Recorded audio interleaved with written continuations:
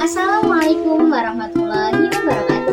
Saya Anita Indah Nurjana dengan NIM 30425027. Di sini saya akan menceritakan terkait masa keemasan Islam dengan mata kuliah Sejarah Peradaban Islam Universitas Islam Negeri Kiai Haji Abdurrahman Wahid, Pekalongan.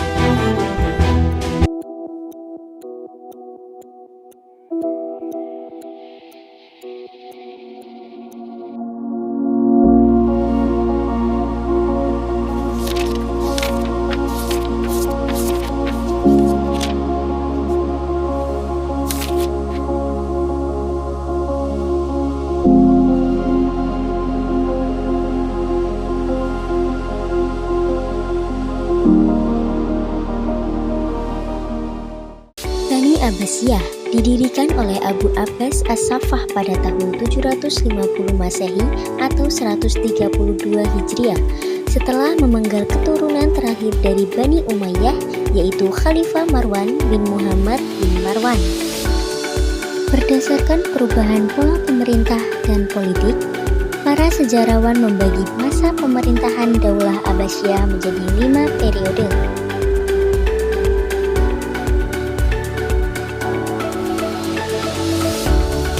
Dan berikut adalah khalifah-khalifah yang memimpin Bani Abbasiyah di setiap periode. Bani Abbasiyah mencapai puncak kejayaan saat dipimpin oleh 5 khalifah. Yang pertama adalah Abu Abbas As-Saffah. Abu Abbas As-Saffah merubah Selat Hormuz menjadi Bandar Abbas, dan Bandar Abbas merupakan kota yang terletak di sebelah selatan Iran, yang kini penduduknya berjumlah 352.000 jiwa dan merupakan pelabuhan paling sibuk hingga hari ini. Yang kedua, Abu Ja'far Al-Mansur. Dirinya memiliki pemikiran bahwa innama anni sultanullaha fil ard, yang berarti bahwa sesungguhnya saya adalah kekuasaan Tuhan di buminya, sehingga dirinya bebas membuat seperti apa wilayah kekuasaannya. Abu Ja'far Al-Mansur menggeser pusat pemerintahan dari Damaskus Suriah ke Baghdad, Irak, dan membangun istana dengan nama Madinatus Salam.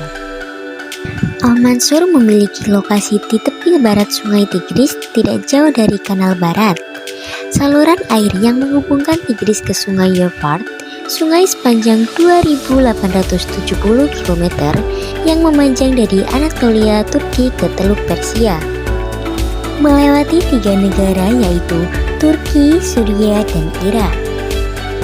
Karena kanal itu cukup dalam untuk mengakomodasi lalu lintas komersial, Al-Mansur meramalkan bahwa ibu kota barunya akan diposisikan dengan sempurna untuk mengeksploitasi Tigris dan Euphrates. Pembangunan dimulai pada 30 bulan Juli 762 Masehi dan selesai 4 tahun kemudian pada 766 Masehi. Khalifah yang ketiga yaitu Harun Ar-Rasyid. Di era Harun Ar-Rasyid, Bani Abbasiyah mencapai puncak kejayaannya. Karyanya yang paling dikenang adalah mendirikan Baitul Hikmah yang berfungsi sebagai perguruan tinggi, tempat penelitian lembaga penerjemah, dan perpustakaan yang memiliki 10.000 koleksi.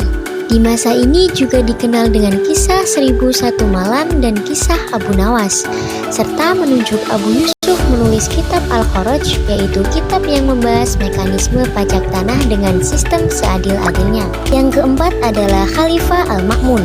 Pada masa Al-Ma'mun banyak bermunculan ilmuwan terkenal untuk saling berbagi informasi, pandangan, dan budaya di Baitul Hikmah dengan latar belakang Persia maupun Kristen yang ikut ambil bagian pada penelitian dan pendidikan di lembaga ini. Selain menerjemahkan buku-buku asing dan bahasa Arab, para ilmuwan juga banyak membuat kontribusi asli yang besar di berbagai bidang meliputi matematika, astronomi, kedokteran, kimia, biologi, geografi, dan kartografi.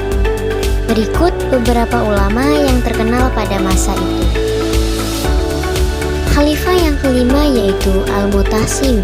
Al-Mutasim membangun dan memindahkan ibu kota Bani Abbasiyah di Baghdad ke sebuah kota indah yang dikenal dengan nama Saroman Ro'a, yang artinya mengembirakan orang yang melihatnya atau dikenal dengan nama Samara. Alasan dipindahkannya ibu kota adalah keberadaan pasukan militer Turki dalam jumlah yang sangat besar. Kota Samara berada 125 km utara Baghdad. Di kota ini mereka menjadikan kota besar yang membentang 50 km di sepanjang sungai Tigris dan meliputi daerah seluas 150 km persegi. Di kota baru ini terdapat sejumlah istana megah, jalan raya, barat besar, taman rindang, juga masjid raya. Nah, masjid ini adalah Masjid Agung Samarah yang kala itu merupakan masjid terbesar di dunia. Masjid yang terkenal dengan menara berbentuk spiral ini seperti kue tart yang dibangun pada 848 sampai 852 oleh putra Al-Mutasim yaitu Al-Mutawakil.